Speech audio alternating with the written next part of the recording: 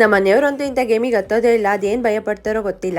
Hi ಎಲ್ರಿಗೂ ನಮಸ್ತೆ, welcome to my mini vlog. ನಿನ್ನೆ ವ್ಲಾಗ್ ಕಂಟಿನ್ಯೂ ಮಾಡ್ತಾ ಇದ್ದೀನಿ. ನನ್ನ ವ್ಲಾಗ್ ಅಲ್ಲಿ ನಾನು ಡೈಲಿ ಏನ್ ಮಾಡ್ತೀನಿ ಅದನ್ನ ಮಾತ್ರ ತೋರಿಸ್ತೀನಿ ಅಷ್ಟೇನೆ, ನಾನು ಎಕ್ಸ್ಟ್ರಾ ಏನು ಹೇಳೋದಿಕ್ ಹೋಗಲ್ಲ. ಜಾತ್ರೆ ಒಳಗಡೆ ನಾನು ನಮ್ಮ ಮನೆಯವರು ಹೋದ್ವಿ, ಆಮೇಲೆ ನಮ್ ಚೋಟಾ ಮರಿ ಕೂಡ ನಮ್ ಜೊತೆ ಜಾಯಿನ್ ಆಯ್ತು. ನಮ್ ಚೋಟಾ ಮರಿ ಫಸ್ಟ್ ಟೈಮ್ ಈ ತರ ಜಾತ್ರೆ ನೋಡ್ತಾ ಇರೋದು, ಎಲ್ಲ ಲೈಟಿಂಗ್ಸ್ ಇತ್ತಲ್ಲ ಎಲ್ಲಾ ಕಡೆನೂ ನೋಡ್ತಾ ಇತ್ತು. ನಮ್ ಚೋಟಾ ಮರಿನೂ ಕೂಡ ಮಕ್ಳಾಡ್ತಾರಲ್ಲ ಆ ಗೇಮ್ ಅಲ್ಲಿ ಕೂರ್ಸೋಣ ಅಂದ್ಕೊಂಡ್ವಿ, ಬಟ್ ಅವರು ಅಲೌಡ್ ಇಲ್ಲ ಅಂತ ಹೇಳಿದ್ರು. ಅದಂತೂ ಮಕ್ಳು ಆಟ ಆಡ್ತಿದ್ರೆ ಎಲ್ಲಾ ಕಡೆನೂ ಕೈ ತೋರಿಸ್ತಾ ಇತ್ತು, ನಮ್ಗಂತೂ ಕೂರ್ಸೋಣ ಅಂತಾನೆ ಅನಿಸ್ತಿತ್ತು. ಆದ್ರೆ ಇನ್ನೊಂದ್ ಕಡೆ ಪಾಪು ಸೇಫ್ಟಿನೂ ಮುಖ್ಯ ಅಂತ ಸುಮ್ನೆ ಆದ್ವಿ. ನೆಕ್ಸ್ಟ್ ಪಾಸ್ ಇದ್ರಿಂದ ನಾವು ಗೇಮ್ ಆಡೋಣ ಅಂತ ಹೋದ್ವಿ. ಫಸ್ಟ್ ಬ್ರೇಕ್ ಡ್ಯಾನ್ಸಿಗೆ ಹತ್ತಿದ್ವಿ, ನಾವಂತೂ ತುಂಬಾ ಚೆನ್ನಾಗಿ ಎಂಜಾಯ್ ಮಾಡಿದ್ವಿ. ನಮ್ಮ ಮನೆಯವರಂತೂ ಇಂಥ ಗೇಮಿಗೆ ಹತ್ತೋದೇ ಇಲ್ಲ, ಅದೇನ್ ಭಯ ಪಡ್ತಾರೋ ಗೊತ್ತಿಲ್ಲ. ನಮ್ಮ ಮನೆಯವ್ರಿಗೇನ್ ಭಯ ಇಲ್ಲ, ಆದ್ರೆ ವಾಮಿಟ್ ಬರೋ ತರ ಆಗುತ್ತೆ ಅಂತ ಹತ್ತಲ್ಲ ಅಷ್ಟೇನೆ. ನೆಕ್ಸ್ಟ್ ಕೊಲಂಬಸ್ಸಿಗೆ ಹೋದ್ವಿ, ನಾನಂತೂ ಈ ಗೇಮ್ ಅಲ್ಲಿ ತುಂಬಾ ಚೆನ್ನಾಗಿ ಎಂಜಾಯ್ ಮಾಡಿದೆ. ನಾವು ಹೋಗ್ ಬಂದಾದ್ಮೇಲೆ ನಮ್ಮ ಮನೆಯವರು ಮತ್ತೆ ಅವ್ರ ಫ್ರೆಂಡ್ ಕೊಲಂಬಸ್ಸಿಗೆ ಒಂದು ಕತ್ತಿದ್ರು. ನೆಕ್ಸ್ಟ್ ಆರಾಮಾಗಿ ಎಲ್ರು ಹೋಗ್ಬೋದು ಅಂತ ಟ್ರೈನಿಗೆ ಹತ್ತಿದ್ವಿ. ಎಲ್ರು ಒಂದ್ ರೌಂಡ್ ಹೋಗ್ ಬಂದು ಮತ್ತೆ ನಾವು ಬ್ರೇಕ್ ಡ್ಯಾನ್ಸಿಗೆ ಹತ್ತಿದ್ವಿ. ಇಲ್ಲೇನೋ ಚೆನ್ನಾಗಿ ಎಂಜಾಯ್ ಮಾಡಿದೆ, ಬಟ್ ಬೆಳಗ್ಗೆ ಎದೋಳೋ ಅಷ್ಟರಲ್ಲಿ ನನಗೆ ಕತ್ನವೇ ಬಂದಿತ್ತು.